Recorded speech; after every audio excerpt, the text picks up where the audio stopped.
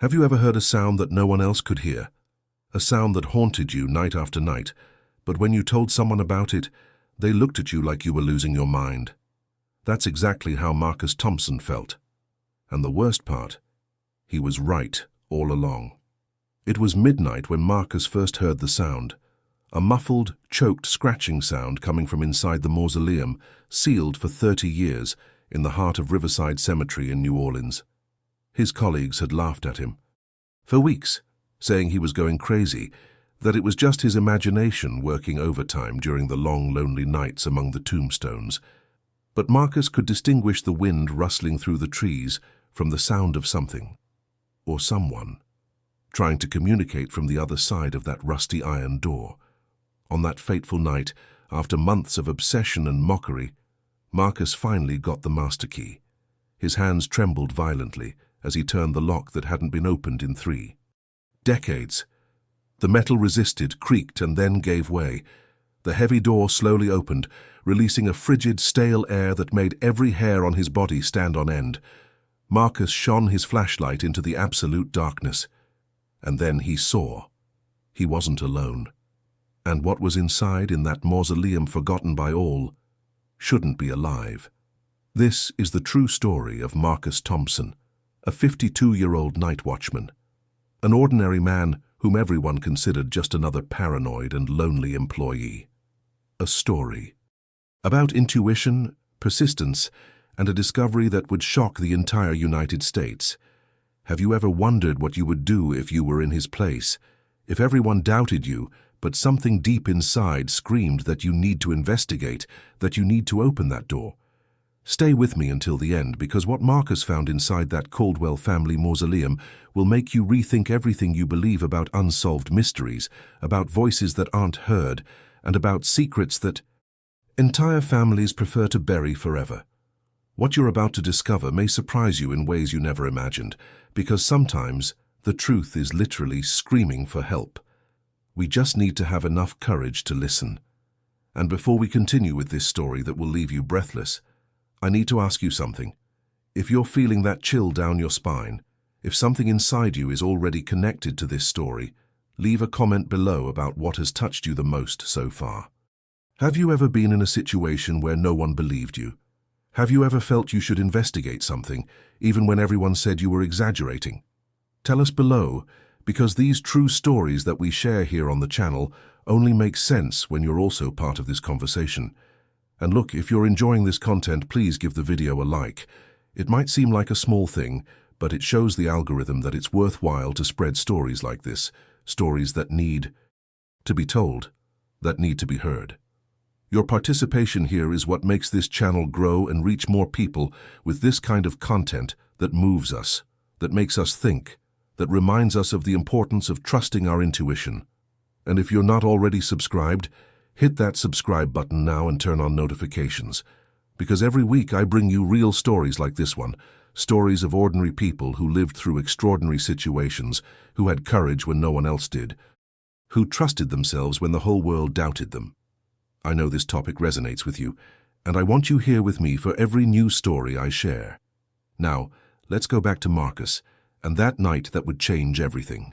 Because what he was about to discover inside that mausoleum went far beyond anything his mind could imagine. The door was open, darkness awaited him, and something, or someone, would finally be found after 30 long years of sepulchral silence. Marcus Thompson wasn't the kind of man who attracted attention. At 52, he was just another face in the crowd, another ordinary worker who went unnoticed through life. Divorced for 8 years, father of 2 adult children who barely responded to his messages, Marcus had found something in Riverside Cemetery that life outside never gave him. Peace. A place where he could simply exist without judgment, without demands, without the constant weight of not being enough for anyone. For 15 years, he worked as a night watchman. And during that time, something extraordinary happened. Marcus developed a deep connection with that place. He knew each tombstone as if they were old friends. He knew when a tree needed care. He recognized each shadow and each sound that naturally belonged to that silent space. For many, a cemetery would be frightening, But for Marcus, it was his refuge, his personal sanctuary where he finally felt at home.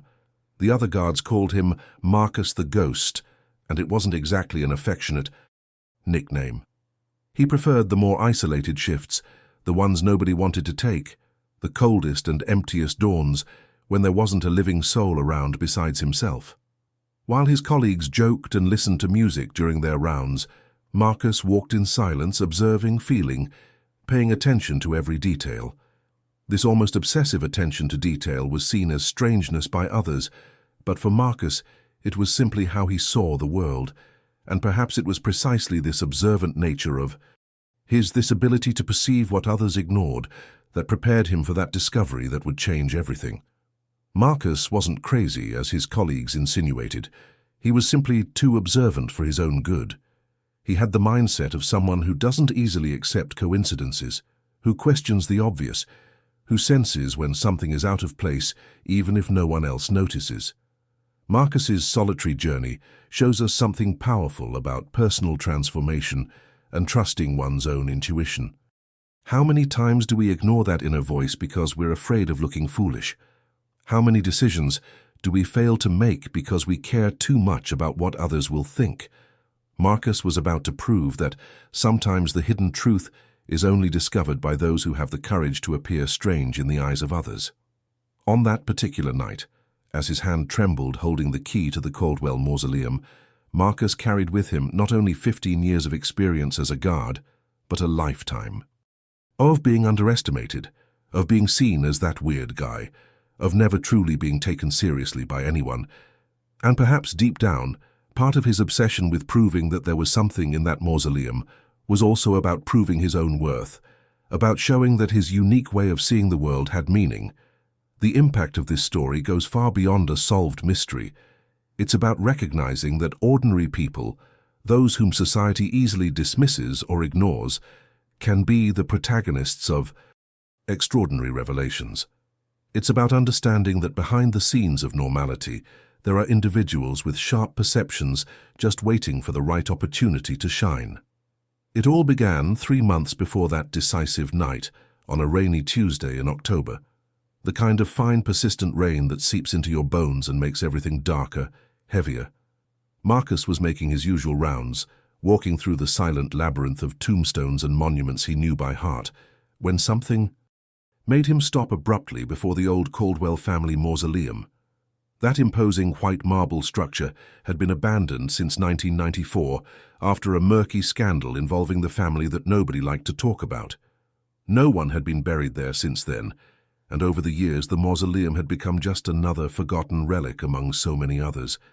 But on that particular night, something was different. Marcus stopped on the wet stone path, rain trickling down the brim of his hat, and listened. It wasn't the wind whistling through the trees. It wasn't the branches creaking. It wasn't animals seeking shelter from the storm. It was a deeply unsettling sound because it was unmistakably human. A muffled, distant murmur, like someone desperately trying to speak through a thick wall, like a voice struggling to pierce through layers upon layers of concrete and earth. Marcus's heart raced immediately. That visceral feeling every human being knows when something is completely wrong, when every survival instinct screams that you should run, but curiosity holds you in place. He approached the mausoleum's iron door slowly, each step deliberate and cautious, as if he were approaching a wild creature that could attack at any moment. The rain intensified, drumming on the marble around him, creating a chaotic symphony that made it even harder to be sure what he had heard. Marcus pressed his ear to the cold, rusty lock, holding his breath, concentrating every fiber of his being on that single sensation. Silence. Only the sound of the rain and the distant thunder of his own heart pounding violently inside his chest. He stood there for long minutes, completely still, completely focused, waiting for the sound to return. But nothing. Only the icy emptiness of that door that hadn't opened in decades. That moment marked the beginning of an obsession that would consume Marcus for the next 3 months. A solitary journey in search of a hidden truth that no one else seemed interested in. Discovering. Because here's the fundamental question about life-changing decisions. They rarely happen in grand, obvious moments. They happen on rainy October nights, when you hear something that no one else hears, and you have to decide whether to ignore it and move on, or trust that inner voice that tells you something is deeply wrong. Marcus could have simply continued his rounds. He could have convinced himself that it was just the wind or his imagination working overtime. That would have been the easiest mindset, the one that protects us from discomfort, uncertainty, and fear. But Marcus had already spent too much time being ignored by life to ignore himself now. If there was one thing those 15 lonely years in the cemetery had taught him, it was to trust his own perception, even when the whole world told him he was wrong. In the following weeks, Marcus returned to that mausoleum repeatedly. Sometimes he heard the sound again, other times he didn't. The inconsistency made everything even more frustrating, even harder to prove to anyone. He began to meticulously document everything: exact times, weather conditions, air temperature, moon phase, any variable that could establish a pattern. He turned it into a personal investigation, behind the scenes of his normal work routine, a secret mission known only to him. The psychological impact of this solitary quest began to manifest itself. Marcus slept less, thought more, questioned his own sanity in moments of weakness, but he always returned. He always came back to that cold door, to that mystery that called to him like an irresistible magnet. Subscribe to the channel if you understand this inexplicable force that drives us to seek answers even when everyone around us tells us to give up. Because this story is only beginning to reveal increasingly deeper layers of mystery and courage. And what Marcus was about to face would test not only his determination, but his very humanity. The morning after. That first rainy night, Marcus made the mistake many of us make when we discover something extraordinary. He shared it. He arrived at the staff locker room still agitated by the previous night's experience and told everything to the supervisor and the other guards. The reaction was immediate and devastating. They laughed in his face. It wasn't a discreet or polite laugh, but that kind of cruel guffaw that carries contempt disguised as humor. "Marcus, you need a vacation, man," said one of the younger guards between laughs. "Maybe it's time to retire, old man," added another, patting him condescendingly on the back as if dealing with a confused child. The worst blow came from Daniel, his only true friend at work, the only person Marcus had coffee with and shared comfortable silences with during breaks. Daniel simply shook his head slowly, with that expression of pity mixed with concern that hurts more than any open mockery. That look said it all. "I care about you, but you're wrong. You're seeing things that aren't there. You're losing touch with reality." It was the kind of compassion that hurts deeper than any cruelty, because it comes from a genuine place, yet it still completely denies his truth. Marcus felt something break inside him at that moment. It wasn't exactly anger, but a deep, cutting loneliness he knew all too well. It was the same feeling he had when his children stopped answering his calls, when his ex-wife looked at him with that same mixture of pity and exasperation. The feeling of being fundamentally disconnected from the rest of humanity, of speaking a language no one else understood. But there was something different this time. Marcus knew, with every fiber of his being, that he wasn't imagining things. He had heard that sound. It was real. This inner certainty became his only anchor as the world around him began to crumble socially. Marcus returned to the mausoleum night after night, sometimes hearing the sound again, other times finding only silence. The inconsistency made everything even harder to prove, but also more intriguing. He began to meticulously record everything in a small notebook he carried in his pocket: exact times, temperatures, weather conditions, moon phases, even the wind direction. He was trying to establish a pattern, find logic in the chaos, transform his intuition into concrete data that no one could refute. But the deeper he delved into this solitary investigation, the more his colleagues began to avoid him. Conversations ceased when he entered the room. Glances were averted. Invitations to barbecues and events simply stopped coming. Marcus had become that guy, the crazy guard obsessed with the mausoleum, someone best kept at a distance.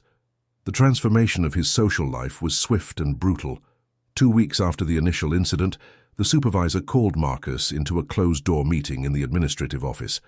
The conversation was uncomfortable and shrouded in corporate euphemisms. About mental health and work stress. The supervisor suggested that Marcus might be going through a difficult time, that working alone at night for so many years could be affecting his psychological well-being. They even offered professional assistance, placing pamphlets on the table about therapy and employee support programs. It was kind on the surface, but Marcus understood the subliminal message. Stop this madness, or there will be consequences.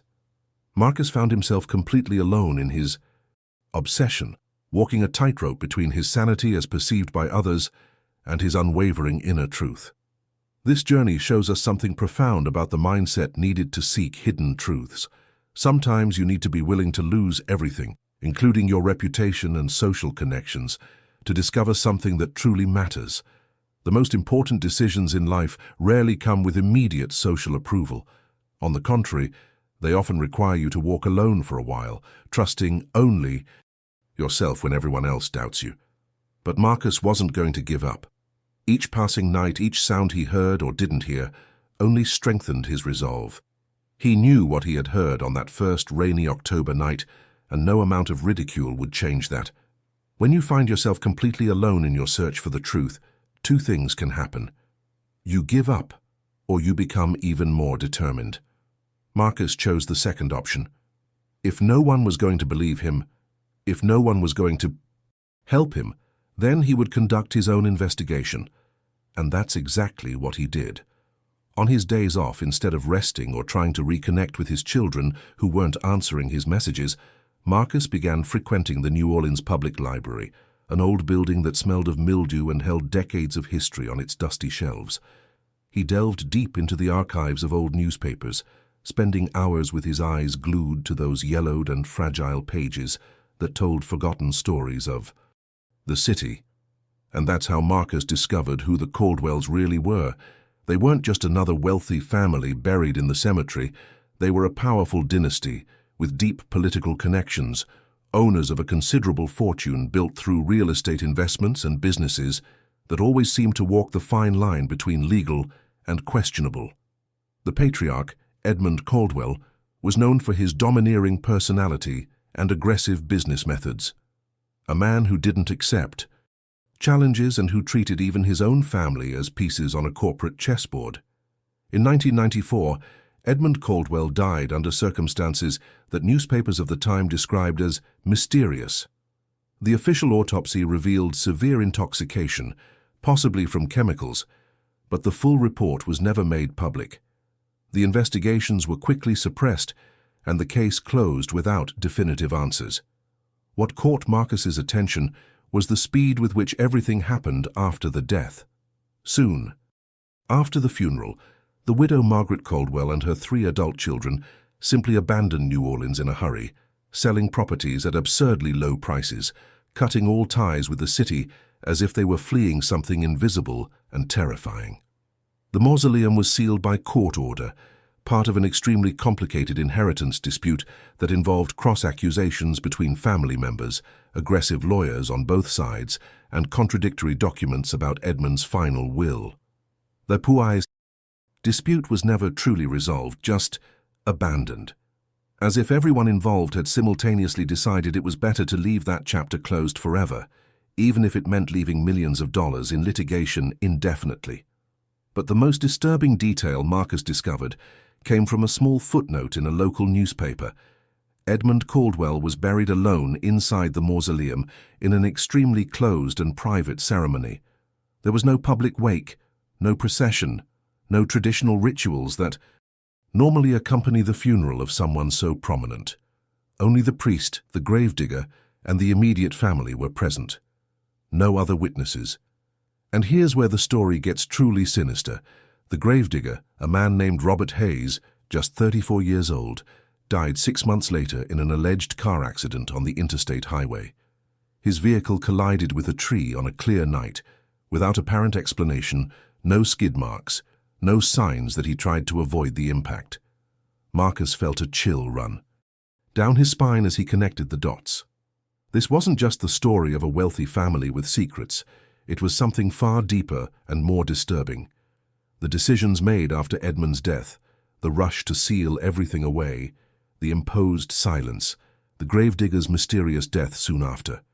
Each revelation opened new layers of mystery, like peeling a rotten onion that exuded an increasingly strong smell of hidden truths and deliberate conspiracies. Marcus's investigative journey was completely transforming his understanding of what might be happening in that mausoleum. It was no longer just about strange sounds in the night. It was about family secrets, about possible covered-up crimes, about powerful people making terrible choices behind the scenes of respectable society. The psychological impact of this discovery was immense. Marcus realized he was dealing with something potentially dangerous, something that important people desperately wanted to keep buried, both literally and figuratively. Subscribe to the channel if you're as invested in this story as I am, because Marcus's mindset was about to be tested in ways he never imagined, and the next decision he would make would be the riskiest and most definitive of all, a choice from which there would be no turning back, and that would bring him face to face with the truth that had been hidden for 3 whole decades. After 2 months living amidst intermittent sounds that haunted him and obsessive research that consumed every free moment, Marcus reached a breaking point. It was no longer possible to simply observe, take notes, and wait for someone to believe him or for some authority to decide to investigate. The transformation in his mindset was complete and irreversible. He made a decision that would change everything. He needed to enter that mausoleum. There was no other option. The truth lay on the other side of that iron door, and he would be the only one capable of reaching it. But how? The key was locked. In the cemetery administrator's office, kept in a safe along with other important items and confidential documents, Marcus had never broken a single rule in 15 years of impeccable work. He was never late, never unjustifiably absent, never embezzled a single cent. His record was clean, his history irreproachable. He was the model employee who always followed protocols, respected hierarchies, and did exactly what was asked of him without question. But this was completely different. This transcended corporate rules and bureaucratic protocols. This was about something much bigger, about truth, about justice, about proving to himself and to the world that he wasn't losing his sanity. The decisions that define our lives are rarely easy or comfortable. They force us to confront our own moral limits, to question who we really are when no one is watching. Marcus spent sleepless nights weighing the pros and cons, imagining the consequences. He could lose his job. He could face criminal charges for trespassing. He could permanently destroy what little remained of his reputation. But on the other hand, what if there really was someone who needed help? What if those sounds were a desperate cry for help that only he could hear? How would he live with himself knowing that he ignored it out of fear of the consequences? Marcus strategically waited for the perfect opportunity. The cemetery administrator, Mr. Wilson, had an annual conference in Atlanta scheduled for mid-December. Marcus knew this because he had overheard conversations in the hallway and seen the plane tickets on the office desk during a meeting. This would be his window of opportunity. 3 days without the administrator present. 3 days where no one would need to access that vault. 3 days where his actions could go unnoticed, long enough for him to discover what was happening and deal with the consequences afterward.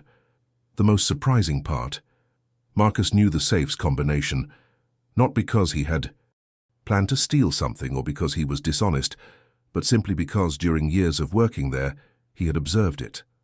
That obsessive attention to detail, which everyone considered strange, had ironically given him the necessary tools for this mission. He had seen Mr. Wilson open that safe dozens of times during inventories, audits, and various administrative situations. The numbers were etched in his photographic memory, 14/27/06, the founding date of the cemetery. On the chosen night, a cold Friday in December, Marcus entered the administrative office, his heart pounding so loudly he was sure anyone within miles could hear it. His hands sweated profusely as he approached the grey safe embedded in the wall behind Wilson's desk. The journey to this point had been long and lonely, but now he was seconds away from crossing a line of no return. He turned the first number, 14, then the second, 27, and finally, 06. Click. The metallic sound of the lock opening echoed in the empty. Office like thunder in his consciousness. Marcus pulled open the heavy door of the safe, revealing its organized interior. Documents, emergency money, various keys hung on labeled hooks, and there, in the right corner, hanging alone as if it had been waiting for him all this time, was an old black iron key, larger than the others, with a label yellowed with age, attached by a worn string. Marcus held the key with trembling fingers and read the words written in faded ink. Caldwell Mausoleum. Do. Not open. Those final 3 words seemed to scream a warning he chose to ignore. The impact of that moment was profound. There was no turning back. Midnight, on a Friday. The cemetery was completely empty, immersed in that heavy silence that only places of death can create. No other staff members were around, just Marcus and the dead he knew so well. He walked slowly along the stone path to the Caldwell Mausoleum, holding the lantern in one trembling hand and the old iron key in the other. Each. Steps seemed amplified in the stillness of the night, his own heart pounding a frantic rhythm that echoed in his ears like war drums. His whole body trembled from a toxic combination of absolute fear, pure adrenaline, and suffocating anticipation. It was the kind of moment that divides life into before and after, and Marcus knew it deep in his soul. When he finally stopped before the mausoleum's iron door, for a second he considered giving up. Just turning his back, returning the key, forgetting everything and going back to his safe, predictable life. But then he thought of the last 2 months, the mockery, the isolation, the sleepless nights, all the times he heard that impossible sound coming from inside that sealed structure. No, there was no turning back. He inserted the key into the rusty lock with hands that trembled so much he had to use both to stabilize it. The 3 decades of rust resisted, making Marcus force with all his might. For a terrifying moment, he thought the key would break. But then, with a metallic click that sounded like a gunshot in the silent night, the lock gave way. Marcus pushed the heavy door. It creaked loudly, a sharp, drawn-out sound that made every hair on his body stand on end. The door swung open slowly, revealing absolute darkness and releasing a blast of cold, stale air that smelled of mold, decay, and something else he couldn't quite identify. The air was so heavy and stagnant that Marcus began coughing violently, his lungs rejecting this atmosphere that humans hadn't breathed in decades. He covered his mouth with his coat sleeve and pointed the beam of his flashlight inside. The light revealed a narrow marble staircase descending into the depths of the crypt. The steps were covered in a thick layer of dust, cobwebs hung from the low ceiling like ghostly curtains, and the stone walls were covered in dark green moss and damp patches that created unsettling, abstract patterns. It was like looking into the entrance to another world, a portal to a past that should have remained sealed. Marcus's journey to this point had been long, but nothing could have truly prepared him for what he was about to discover. He descended the first step, then the second, each movement deliberate and cautious, testing whether the ancient steps could support his weight. The temperature dropped with each step, the air grew thicker, harder to breathe. And then, cutting through the sepulchral silence like a knife, he heard it again. But this time it wasn't distant or muffled. It was loud, it was clear, it was definitely, undeniably human. A weak, trembling voice, laden with simultaneous despair and hope, echoed through the stone walls. "Please, please, help! Someone, help!" Marcus froze completely in the middle of the stairs. Every muscle in his body locked up. His blood literally seemed to turn to ice in his veins. That moment of revelation was so intense, so surreal, that it took his mind a few seconds to process the impossible reality of what was happening. Someone was alive down there. After 30 years, after decades of abandonment and silence, there was a living person in that crypt. A person who had been trapped, forgotten, buried alive all this time. The impact of this understanding hit Marcus like a punch to the gut, taking all the air from his lungs. All the mockery, all the isolation, all the doubts about his own sanity, evaporated instantly. He wasn't crazy. He never had been. There really was someone there, someone who desperately needed help, someone who had survived the impossible. The decisions Marcus had made to get there, all the rules he had broken, all the risks he had taken, suddenly made perfect sense. This was no longer just about proving something to himself. It was about saving a human life that the world had completely forgotten. Subscribe to the channel because you are witnessing one of the most crucial moments in this extraordinary story and what Marcus was about to find. Behind the scenes of that mausoleum would reveal a hidden truth so shocking that it would change everything we thought we knew about this family, about justice, and about how long a person can survive when the whole world believes you no longer exist. Marcus descended the remaining steps slowly, each step echoing in the dense darkness as if the crypt itself were registering his presence. The beam of light from his flashlight danced nervously on the damp stone walls, creating distorted shadows that moved like living entities. His heart pounded so hard he could feel the pulsations in his throat, his temple, every extremity of his body. When he finally reached the bottom of the stairs, the flashlight illuminated the center of the crypt. There lay Edmund Caldwell's coffin, an imposing structure of dark mahogany with bronze details, still intact after all these years, covered by a thin layer of dust that glistened in the light like dirty snow. But it was what lay beside the coffin that brought Marcus's world to a complete standstill, a metal door, a door that absolutely shouldn't have been there. It wasn't in the official records. It didn't appear in any of the architectural plans he'd studied in the library. It was as if someone had built a secret within another secret, hidden behind the scenes of the respectable death of the Caldwell family. The door was ajar just a few inches, but enough to reveal that there was something beyond that impossible portal. Marcus approached.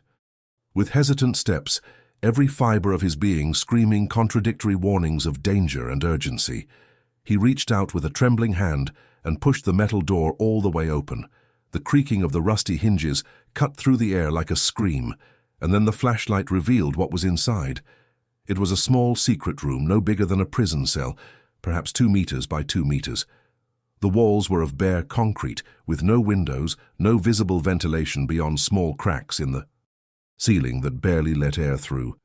And there, huddled in the farthest corner of that claustrophobic space, was a human figure that Marcus initially had difficulty processing as real. It was a woman. Her hair was completely grey, long and tangled, looking as if it hadn't been properly cut or washed in decades. Her clothes were little more than tattered rags, so dirty and worn that it was impossible to identify their original colour or style. Her skin was as pale as paper, almost translucent, the result of years without seeing sunlight. She was so thin she seemed almost ethereal, as if she could disappear at any moment. But it was her eyes that completely captivated Marcus, those wide eyes that simultaneously expressed absolute terror that this might be an illusion and devastating relief that finally someone had arrived. For a long moment, neither of them moved. Marcus couldn't believe what he was seeing. His brain struggled to reconcile the impossible reality before him with any rational logic. And then she spoke, her voice hoarse and weak, as if she had long since forgotten how to use her vocal cords properly, yet still carrying a strangely youthful quality that contrasted completely with her aged appearance. You finally heard me. I thought no one ever would. I'm Sarah Caldwell. I've been here since 1994. The impact of those words was like an explosion in Marcus's mind. Sarah Caldwell. The name meant she was part of the family, probably the youngest. Daughter he had briefly read about in old records but hadn't found much information about. And she had been there since 1994, 30 years, 3 whole decades locked in that hole without light, without hope, without humanity. The magnitude of that revelation was simply incomprehensible. How does someone survive for so long in such conditions? How does one maintain sanity? How does one keep fighting, keep making sounds, hoping that someone might one day hear them? Marcus knelt slowly, keeping his distance so as not to frighten her more than she already was. His hands trembled violently as he tried to find the right words for a moment that completely transcended any normal human experience. The journey that had brought him there had been about proving he wasn't crazy, about validating his own perception of reality. But now it was about something infinitely greater. It was about witnessing one of the deepest injustices one human being can inflict on another, about discovering a hidden truth so dark that it defied all belief about what families are capable of doing. Marcus's understanding of the situation changed instantly and completely. This was no longer a mystery to solve. It was a life to save. It was justice that had been delayed by 3 decades, that finally, through his stubborn persistence and refusal to give up, would have a chance to be served. With her voice still choked and her eyes overflowing with tears that seemed to have been held back for decades, Sarah began to tell her story between sobs that shook her frail body. Each word came out with difficulty, as if being ripped from a deep place where it had been buried along with her. She was the youngest daughter of Edmund Caldwell, the youngest of 3 siblings, and she had always been different from the others. While her brothers embraced the family's dubious business dealings without question, Sarah had a conscience, principles that she could not compromise even for the money and power that the Caldwell name represented. Her father had discovered that she was gathering evidence to report him to the police for massive financial fraud, money laundering schemes, and corruption that had been going on for years. Sarah had found documents, recordings, irrefutable proof that could not only destroy the family's reputation, but put Edmund and possibly his brothers in prison for decades. On the night of his death, what everyone thought was an accidental poisoning was actually something far more sinister and calculated. It was suicide, yes, but not before he ensured that the daughter who dared to betray him paid the cruelest price imaginable. Edmund had ordered that secret room built years before, perhaps always knowing that one day he might need a place to hide something or someone. On that fateful night, he drugged Sarah, dragged her into that concrete cell, and locked her in. He left bottled water and enough non-perishable food for a few weeks, enough time for her to slowly starve to death while he took the poison that would end his own life. It was revenge and control taken to the sickest extreme possible, the mentality of a man who preferred to destroy everything, including himself, rather than allow his authority to be challenged. And the most devastating part? The family knew. Sarah's mother, Margaret, and her 2 brothers knew exactly what Edmund had done. They heard her screaming during the private funeral, heard her desperate pounding on the metal door, while the priest prayed over Edmund's coffin. But money was more important than blood, more important than humanity. They made the conscious decision to seal the mausoleum, abandon the city, and flee with the family fortune, leaving Sarah to die alone in the darkness. The revelations kept falling on Marcus like hammers, each one more shocking than the last. Sarah survived because she was stronger than anyone imagined. When the food ran out, she ate insects that entered through small cracks in the ceiling. She drank condensation that formed on the concrete walls. She screamed until her voice completely disappeared, tore at her fingernails trying to scratch the metal door, and completely lost track of time, living in perpetual darkness. There were moments when she wished to die, moments when madness almost consumed her completely, but something inside her refused to give up.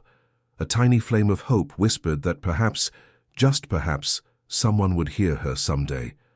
Marcus was in utter shock, listening to it all. Tears streamed freely down his face as he processed the magnitude of the horror Sarah had lived through, the unimaginable cruelty of a family that condemned her to a fate worse than death. His hands trembling violently, he pulled his cell phone from his pocket. His hands were sweating so much that he almost dropped the device twice before he managed to dial.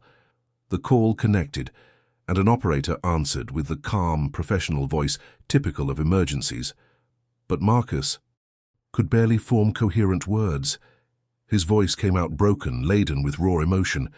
"I need help, and the police. It's extremely urgent. I found someone who's been missing for 30 years. She's alive. She's in Riverside Cemetery, inside the Caldwell mausoleum. Please come quickly." The operator, trained to handle crisis situations, immediately sensed the seriousness in Marcus's voice and began asking routine questions while dispatching emergency units. But Marcus could barely answer coherently. He was looking at Sarah, this woman who had survived the impossible, who had maintained her humanity despite being stripped of all dignity, The impact of this discovery transcended anything he could have imagined when he began this journey months ago.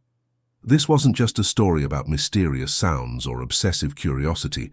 It was about delayed justice, about hidden truths behind the scenes of the most respectable families, about the power of human persistence in the face of utter social rejection. Subscribe to the channel because this extraordinary story is reaching its final climax, and what happened after the sirens began to echo through the cemetery that night would not only change Marcus and Sarah's lives, but expose one of the most shocking family conspiracies in modern United States history. Sarah Caldwell was rescued that December night, a moment that would become a landmark in New Orleans history. Ambulances and police cars arrived within minutes, their sirens tearing through the sacred silence of the cemetery, like cries for justice finally reaching that forgotten place. Paramedics carefully descended into the crypt with medical equipment and thermal blankets, finding a scene none of them would ever forget. Sarah was carried out of that living tomb with extreme delicacy, as if she were made of glass that could shatter at the slightest sudden movement. Her eyes, accustomed to 3 decades of near-total darkness, contracted painfully when the light from the police flashlights hit her. But even through the pain she smiled, because it was real light, it was real freedom, it was real life finally returning. The following months were an intense journey of both physical and psychological recovery. Sarah spent weeks hospitalized, while doctors worked to reverse decades of severe malnutrition, extreme vitamin deficiencies, and damage caused by a complete lack of sun exposure. Her skin had to relearn how to produce vitamin D, her atrophied muscles had to be slowly rebuilt through careful physiotherapy, and her digestive system had to be gradually reintroduced to normal food after years of subsisting on insects and contaminated water. But it was the mental recovery that required even more care and patience. Psychologists specializing in extreme trauma worked with her daily, helping her process 3 decades of utter loneliness and rebuild her identity, which had been shattered by the abandonment of her own family. Sarah's story exploded nationally within days. Every major news channel in the United States covered the case relentlessly. Headlines screamed words like, "Woman found alive after 30 years imprisoned," "The darkest conspiracy of a wealthy family," "The Watchman who heard what no one else could." The emotional impact on the American collective consciousness was profound and lasting. People couldn't comprehend how an entire family could consciously abandon a daughter, a sister, to die in the most cruel way possible. Criminal investigations expanded rapidly, revealing layer upon layer of the family conspiracy. Margaret Caldwell and Sarah's 2 brothers were located, arrested, and faced charges including attempted murder, kidnapping, conspiracy, and obstruction of justice. The criminal proceedings dragged on for years, but eventually all were convicted and given long prison sentences. Marcus Thompson became a national hero overnight. The man everyone called crazy, ridiculed by his peers and socially isolated, was suddenly being celebrated on television programs, radio interviews, and newspaper articles across the country. He was the man who trusted his intuition when absolutely everyone doubted him, who persisted when logic told him to give up, who risked everything to uncover a truth no one else was looking for. But for Marcus, the real reward didn't come from fame or public recognition. It came from the deep and genuine friendship he developed with Sarah during his long journey of recovery. They would talk for hours when Sarah was strong enough, sharing their stories of loneliness and rejection, finding solace in each other in ways that only people who have experienced unique traumas can understand. Sarah repeatedly said that Marcus saved her not only physically by opening that door, but restored her faith in humanity by proving that genuinely good people still existed in the world, people who cared enough to listen, to investigate, to risk everything for a stranger. Marcus, in turn, found in Sarah the validation he had sought all his life, proof that his different way of seeing the world was invaluable. Marcus was never called crazy again. He was never ridiculed or isolated again. His co-workers who mocked him offered ashamed apologies, and some never managed to look him in the eye again. The supervisor who questioned his sanity retired shortly afterward, unable to cope with the guilt of almost preventing Sarah's rescue by pressuring Marcus to stop. But the most important lesson Marcus learned transcended his specific case. He understood viscerally that sometimes what seems like madness to others may simply be the truth, screaming desperately to be heard by someone, anyone, willing to listen. And that we should never ever ignore that persistent inner voice that whispers or sometimes screams, "Something is not right here. Something needs to be investigated." And look, if you've made it this far with me, to the end of this story that has touched so deeply within us, I wanted to tell you that this means a lot. Because not everyone has the patience to listen to a complete story these days. Not everyone values this kind of content that goes deep, that truly moves you, that makes you reflect on courage, persistence, and trusting your own intuition, even when no one else does. If you felt that connection, if something in this story touched you in some way, leave a comment saying, "I'm with you until the end." I want to know how many people actually watched everything. How many people value this work of bringing real stories that make us think and feel? And if you're not yet subscribed to the channel, subscribe now, because every week I bring stories like this, stories of ordinary people who lived through extraordinary situations that teach us about strength, about not giving up, about listening to that inner voice that sometimes everyone around tries to silence. Also, leave a like on the video, because that shows you value this type of content and helps other people find stories that can change the way they see the world. And look, there's a video right here that complements this topic very well. It's about other situations where people trusted their intuition against all odds. Click and continue with me there, because the journey doesn't end here. See you soon.